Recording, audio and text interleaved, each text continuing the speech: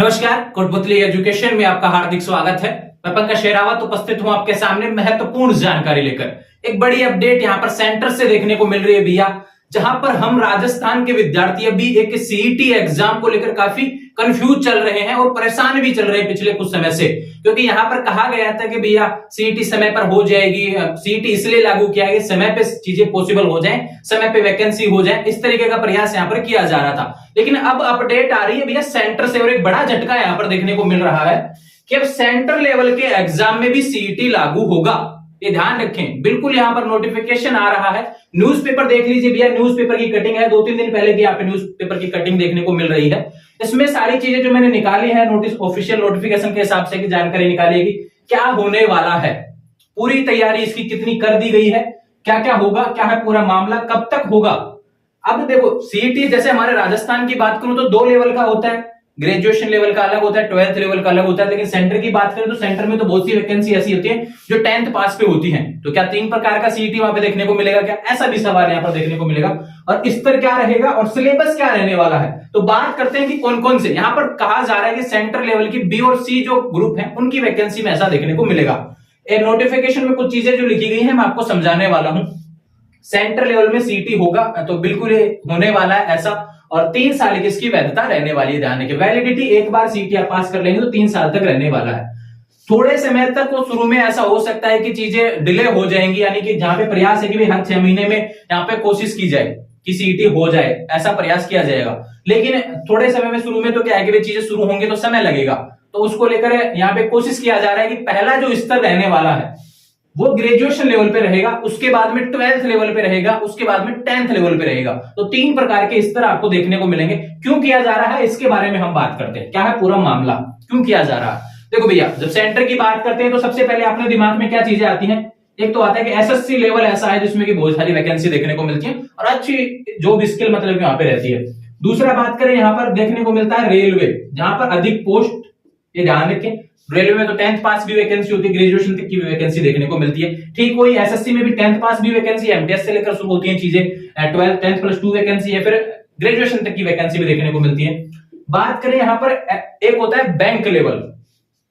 अब बैंक में तो चीजें ग्रेजुएशन लेवल पर शुरू होती है, लेकिन इसमें बैंक भी शामिल होने वाला है। एक बात करते हैं कि जब केंद्र की जब कोई भी वैकेंसी होती है तो पूरे सेंटर का जो नोटिफिकेशन आता है, बहुत अधिक फॉर्म लगते हैं। कोई भी एग्जाम हो, लगभग ये मान के चलिए केंद्र का एग्जाम होता है, लगभग 1.5 लाख के आसपास पोस्ट यहाँ पर देखने को मिलती है सेंटर की जितनी भी होती हैं, और अलग अलग डिपार्टमेंट्स यहाँ पर वैकेंसी करवाती है। जैसे एसएससी अपना लेवल का एग्जाम करवाता है, उसमें भी आपको प्री का एग्जाम देना पड़ता है, मेन एग्जाम देना पड़ता है। बात करें रेलवे में, यहाँ पर काफी वैकेंसी ऐसी है जिसमें प्री एग्जाम देना पड़ता है, फर्स्ट पेपर सेकंड पेपर देना पड़ता है।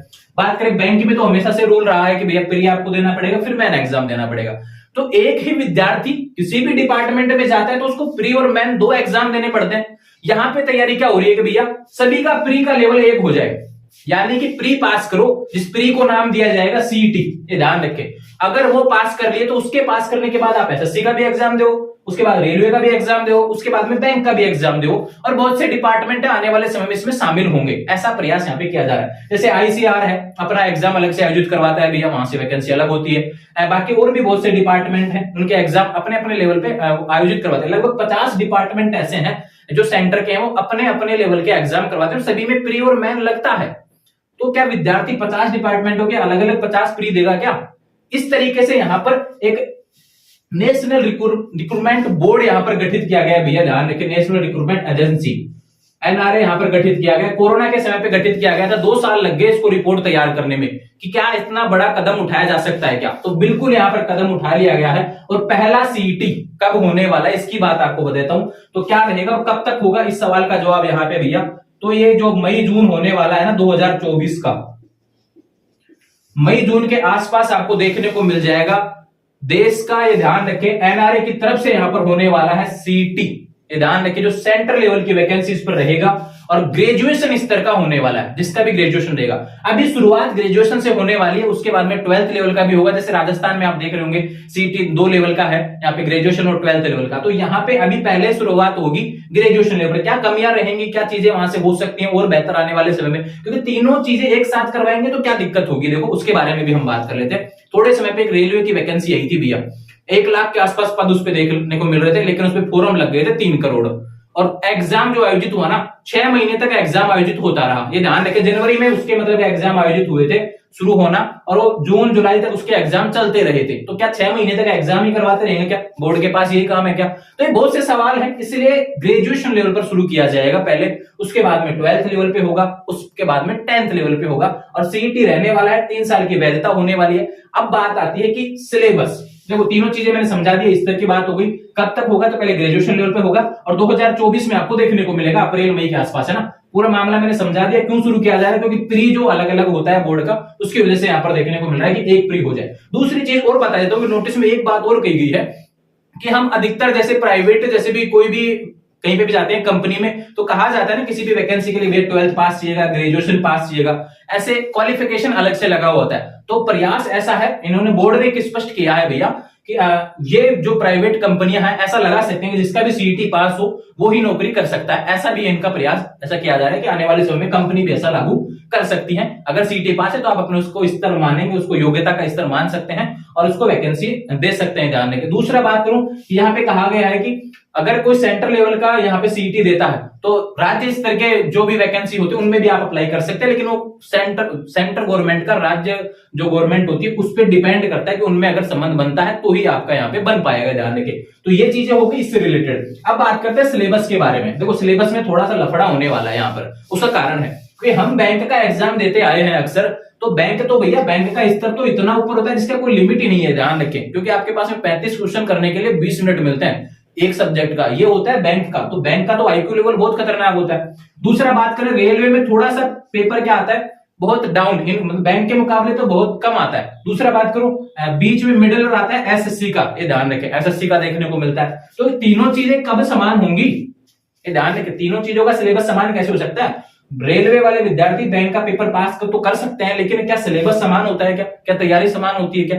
इन सभी चीजों को लेकर सवाल रहेगा। तो सिलेबस ऐसा तैयार होगा, थोड़ा सा रेलवे का हार्ड हो जाएगा, थोड़ा एसएससी का थोड़ा सा डाउन हो जाएगा, और आईबीपीएस का जो बैंक के वगैरह जो भी है वो थोड़े से डाउन हो जाएंगे। तो सिलेबस बनेगा प्री एग्जाम का लगभग, ये ध्यान रखें।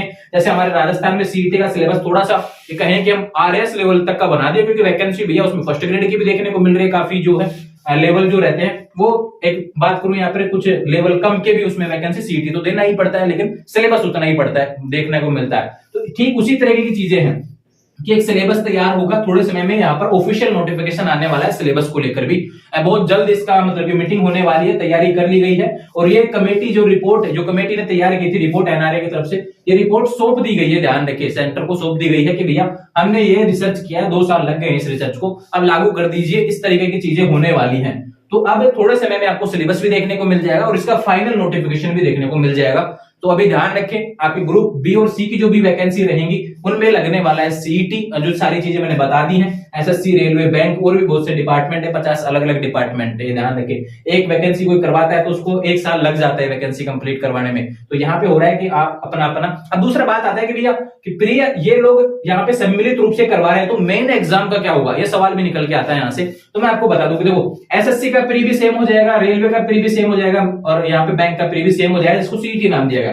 लेकिन इसमें ऐसा कहा गया कि मेंस एग्जाम जो है ना वो सब अपने अपने करवाएंगे। एसएससी अपना मेंस एग्जाम करवाएगा, रेलवे अपना एग्जाम मेंस एग्जाम करवाएगा, बैंक अपना मेंस एग्जाम करवाएगा। केवल प्री सभी का सम्मिलित रूप से होने वाला है, ध्यान रखें, जिसको कि सीईटी नाम दिया गया है। तो ध्यान रहे, ये ऑफिशियल अपडेट है, थोड़े समय में जैसे ही सिलेबस आएगा आपको चीजें बता दी जाएंगी। अभी जो अपडेट थी, काफी सवाल आ रहे थे, न्यूज कटिंग मेरे पास शेयर हो रही थी बार बार, तो उसको लेकर मैंने कंप्लीट डिटेल्स के साथ में वीडियो बना दिया। संभावना क्या है भविष्य में, उसको लेकर भी बातें हो गई हैं, और प्राइवेट सेक्टर है उसके बारे में भी बात हो गई, स्टेट गवर्नमेंट्स के बारे में भी बात हो गई, सारी चीजें इस नोटिस से रिलेटेड है। ये जो नोटिफिकेशन है जो आपको न्यूज़पेपर का देखने को मिला है, टेलीग्राम चैनल पर शेयर कर दूंगा, इसको बहुत अच्छे तरीके से आपको पढ़ना है, सारी चीजें मैंने समझाई दी है। आने वाले समय में ऐसे अपडेट्स के लिए चैनल को सब्सक्राइब करें, बेल आइकन प्रेस करें। अब सवाल आता है कि यह फैसला सही है क्या, क्योंकि राजस्थान गवर्नमेंट ने तो जो सीईटी लागू किया था ना उस फैसले को गलत खुद ही साबित कर दिया है, क्योंकि उनका तो वैकेंसी का समय पे हो नहीं पाई है, तो राजस्थान गवर्नमेंट तो यहाँ पे विफल हुई है सीईटी के नाम पर।